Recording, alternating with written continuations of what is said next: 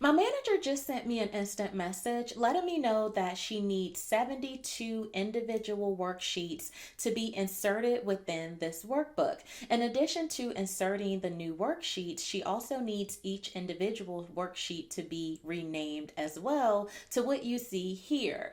And we need one worksheet for each month to cover a 6 year period. So when I actually read her request, it made me think, is she being a little bit unreasonable? And then I was like, no, because what she's asking for with a little bit of automation, once this is implemented, I can actually click a button and have the entire process done from beginning to end within literally a second or two. Let me show you how I was able to accomplish this in Excel. So if I go ahead and right click on move or copy, you can actually see that there is only one worksheet in this workbook. If I go ahead and use this drop down, you can see that there is only one workbook that's open at this time. Let me go ahead and highlight my data set, and you can see that I have 72 rows of data. Each row has a unique name because you cannot have two worksheets that have the same name. Now you can see the workbook is also called book 1 as well. Now I want you to especially pay close attention to the date and the time that's on my computer. It's actually 5:10 p.m. Let me go ahead and click this button, and then I have my confirmation box showing that this is actually done. It's still 5:10 and I actually have my worksheets. So let's go ahead and drag this over. You can see that we now have new worksheets inserted within the actual workbook. Let's go ahead and go back to move or copy. And now you can see that I have all of my months here along with the actual years. In addition to inserting the brand new worksheets, I also needed to add columns on each worksheet as well, because this is the data that we're going to be tracking that we care about. Now, let me go ahead and quickly explain how I was able to make this come together. So the first thing that I'm going to do is go ahead and add worksheet name here. I'm just using that as my header. And then under that, I'm going to enter an apostrophe, and then I'm going to copy the apostrophe. And I know that I need 72 rows of data. So I'm going to go to the name box here, and then I'm going to type in 73 because I want to jump to row A73. So once before I hit enter, I'm going to hold down the shift key and press enter, and that's going to automatically take me to row A73. Control V to copy and paste that, and now I actually have my apostrophes here. And I'll show you in just a second why I'm actually doing this. So now let me go ahead and go to the formula box so that I don't wipe out my apostrophe, and then I'm going to type in Jan, and then I'm going to type in Feb, and let's go ahead and use the auto fill down to go ahead and populate the rest of the information.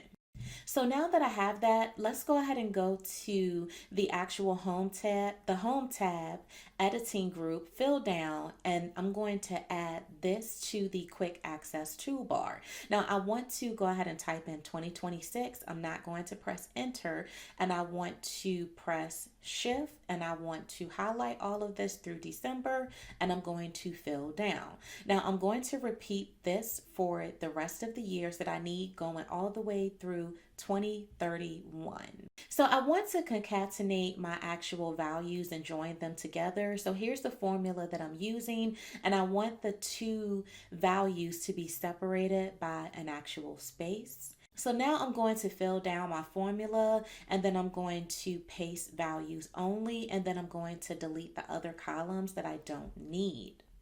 Let me go ahead and just show you why I did not outright type out Jan 2026, because this is what Excel does. So if you look in the formula bar, you can see that there are forward slashes the way that it formatted my date. When you're renaming a worksheet, you can't use forward slashes even though you're able to use hyphens. So that's the reason why I went the route of using an apostrophe for each row. So here is where the magic happens. And now I'm going to press Alt and F11 to go ahead and get to the VB editor screen, and this is where we're going to code. So let's go ahead and right click on this workbook, and then we're going to go to insert, and then we're going to go to module. So with our worksheet name, the default name is sheet 1, but I'm going to change the code name here to name_guide. And the reason why I want to change it here is because I'm going to refer to it later in my code. And this gives the user the flexibility to change the actual worksheet name in Excel itself.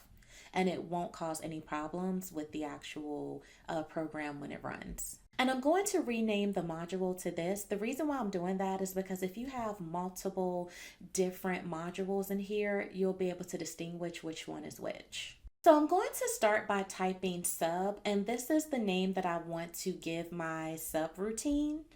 Now with this next line of code, this is a variable that I'm going to use, which will store information for me. Now with the next line of code, this application dot screen updating equals false. This will keep my screen from being so jumpy as it's creating the worksheets. It gives it like a more smooth look while the program is running. Now with this next line of code, this will always ensure that we land back on the same worksheet that houses our data to ensure that the program can find the name that it needs in order to rename. Now I want to first start by selecting cell A2 because this is where my first name is. Now with the next section, this will actually create a loop where it will follow the same set of instructions over and over again until we have all of our worksheets that we need that are inserted. With this next line of code, this is how the program will know what to name the actual worksheet. So this goes hand in hand with the actual variable, and this will store the name that's in the cell. Now, what we're doing here is telling the program to actually add a worksheet, and this line of code will always ensure that the next worksheet is added at the end. So with this activate.sheet.name, this is telling the program, go ahead and name this active worksheet this name.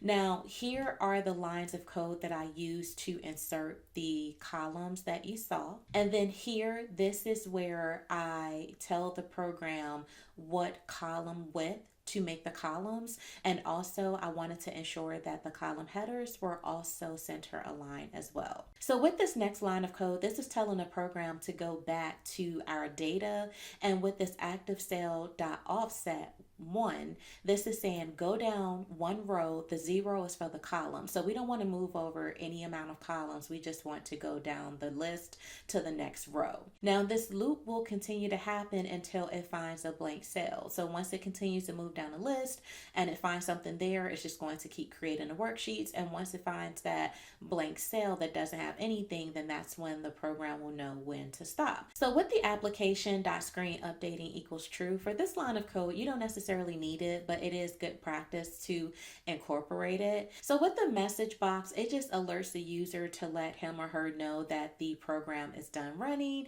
and that's how you're able to set it up. So now that we have this in here, let's go ahead and add our button that we're going to click to run the program. So let's go ahead and right click and then go to the quick access toolbar, and we're going to find the book name. In this case, it's going to be book 2, and then we're going to go over here and we're going to choose macro under the choose commands. Then I want to add this to the right side. I'm going to go to modify, and then I'm going to click OK, and now we actually have our button. Test this out just to make sure that we don't have any errors with our code, and we're going to click this button, and we don't, and it's done. So now that we have our button added, let's go ahead and add some additional data. We're going to just throw in some numbers, some other random words, and click this button, and as you can see, it definitely worked. And if you enjoyed this video, don't forget to hit that like button, and I'll see you in the next one. Bye.